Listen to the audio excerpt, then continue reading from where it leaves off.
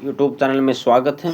आज हम चर्चा करेंगे कि यदि आप प्रतिदिन श्री हनुमान चालीसा का पाठ करते हैं तो आपके जीवन में क्या क्या बदलाव आते हैं और आप श्री हनुमान चालीसा की सिद्धि के बाद क्या क्या उसका प्रयोग कर सकते हैं और कहाँ तक अपने जीवन में उसका उपयोग कर सकते हैं। तो चलिए शुरू करते हैं। देखिए, श्री हनुमान चालीसा अपने आप में सिद्ध है क्योंकि वह श्री गोस्वामी तुलसीदास जी महाराज द्वारा रचित है, इसलिए उसको कहते हैं ना कि हनुमान चालीसा सिद्धि।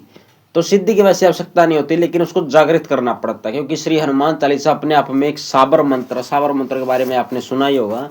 साबर मंत्र भगवान शिव और माता पार्वती द्वारा वो रचित कलयुग के मंत्र हैं जो भगवान द्वारा किलित नहीं है। अन्य मंत्र हैं जो माँ का निवारण मंत्र है, जो पंचाक्षरी मंत्र, अन्य जो भी मंत्र है वो सब किलित किए गए हैं, यानी उनका कम से कम 1.25 लाख 5 लाख 11 लाख ऐसे जाप करना पड़ता है। लेकिन साबर मंत्र 11,000 पे ही आपका कार्य करने लग जाते हैं और श्री हनुमान चालीसा तो 1000 पार होते ही आप पर कृपा करने लग जाती है और सिद्ध होने लग जाती है। तो हनुमान चालीसा अपने को कार्य ले सकते हैं। ठीक है, अब हनुमान चालीसा की बात करें तो इसमें नियम बहुत जरूरी है। अगर आप इसका पूर्ण लाभ चाहते हैं, पूर्ण फल चाहते हैं, नियम में पहली बात जान लीजिए। अगर आप हनुमान जी के भक्त हैं और श्री हनुमान चालीसा का प्रतिदिन पाठ करते हैं तो आप एक बात जान लीजिए, आप कम से कम मंगल और शनिवार प्याज लहसुन एकदम बंद रखिए।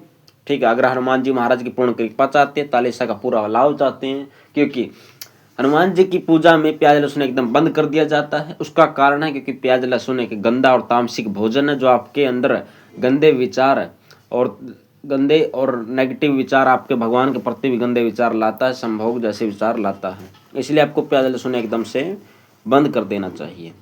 दूसरा, आप किसी भी स्त्री की तरफ, किसी भी स्त्री माता बहन की तरफ गलत नज़र ना रखें। ठीक है, और शुद्ध सात्विक आहार लें, समय पर स्नान करके भगवान सूर्य को जल अर्पण करें, क्योंकि भगवान सूर्य हनुमान जी के गुरु हैं। आपने देखा होगा कि जब श्री हनुमान जी अपने बचपन में थे तो उनको गुरु दीक्षा के लिए सूर्य महाराज जी के पास वो गए थे। तो सूर्य भगवान को अवश्य जल अर्पित करें। ठीक है, और भोग में हनुमान जी को लड्डू बहुत प्रिय है और आप उनके साथ 2 लड्डू रख के 2 तुलसी दल उस पर राम नाम लिख के हनुमान जी को अर्पित करिए हर मंगल और शनिवार, और प्रतिदिन हनुमान चालीसा का पाठ करते रहिए। अगर आप प्याज लहसुन बिल्कुल नहीं छोड़ सकते तो आप मंगल और शनि प्याज लहसुन छोड़ते चलिए, फिर देखिए आप पर हनुमान जी की कैसी कृपा होती है।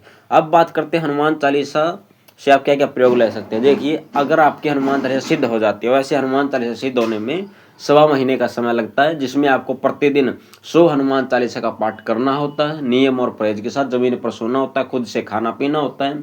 ठीक है, कोई भी गंदा आचरण नहीं करना होता है, तो वह 1.25 महीने में सिद्ध होते हैं। लेकिन आप प्रतिदिन पढ़ते हैं, आपको साल 2 साल या 3 साल जितना भी समय हो गया, साल से ऊपर ही हो गया, प्रतिदिन एक पढ़ते हैं और हनुमान जी के परम भक्त हैं, हनुमान जी की पूर्ण कृपा चाहते हैं, तो आपको एकदम ये जान लीजिए कि उनको समर्पण हो जाना उनके प्रति, और ज़्यादा से ज़्यादा सीताराम जपना। जितना आप सीताराम जपोगे उतने आपके जो पाप कर्म है वो कट जाएंगे और आप पर हनुमान जी की पूर्ण कृपा भी रहेगी, उनकी तरंग भी आपके शरीर में जरूर आएगी।